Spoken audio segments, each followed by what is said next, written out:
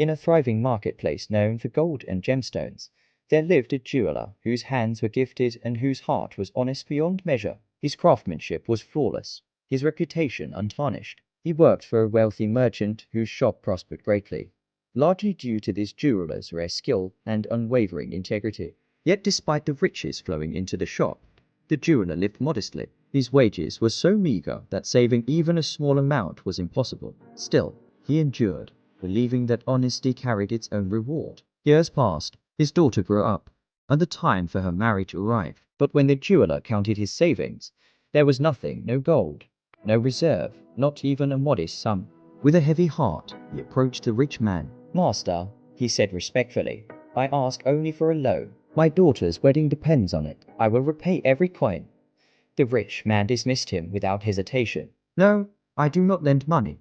The jeweler returned home broken. His wife, worn down by years of hardship, scolded him in frustration.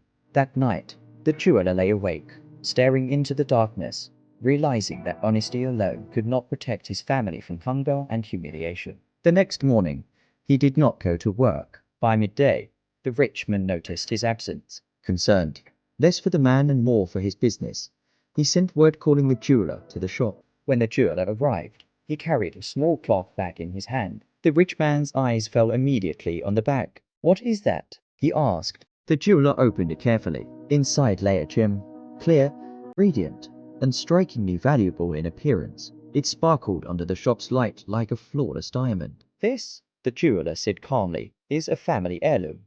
I am forbidden to sell it, but you may keep it as security. Lend me the money I need, and I will repay you fully. Once the debt is cleared, I will take my gem back." The rich man examined the stone closely. Confident in his own expertise, he saw no flaw. Greed softened his earlier refusal, and he agreed to the loan. With that money, the jeweler arranged his daughter's marriage with dignity. He returned to work and repaid the loan slowly, month by month, coin by coin, through tireless labor and sincerity. When the final payment was made, the jeweler approached the rich man once more. "Master," he said, "I have repaid everything. Please return my gem." The rich man handed it over without suspicion. The jeweler walked to a nearby bowl of water and, before anyone could stop him, dropped the gem inside. Instantly, it dissolved. The shop fell silent. The jeweler turned to the stunned rich man and said, "This was not a diamond. It was sugar, shaped by my skill. Even you, the jeweler, were deceived by its appearance."